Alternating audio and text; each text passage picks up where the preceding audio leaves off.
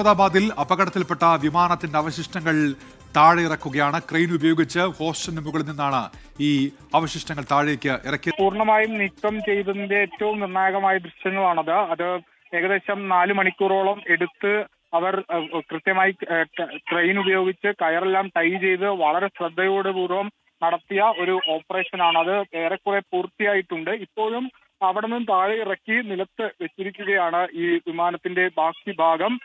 ഇടിച്ച അപകടം, അതായത് അപകടം ഈ ഹോസ്റ്റലിലേക്ക് ഇടിച്ചു കയറി അതിന്റെ ഒരു വശം വിമാനം രണ്ടായി പിളർന്നു പോയിരുന്നു. അതിന്റെ മുൻവശം നിലത്ത് വീണിരുന്നു. അതിന്റെ പുറകുവശമാണ് ഈ ഹോസ്റ്റലിന്റെ ഏറ്റവും മുകളിലത്തെ നിലയിൽ തങ്ങിയിരുന്നത്.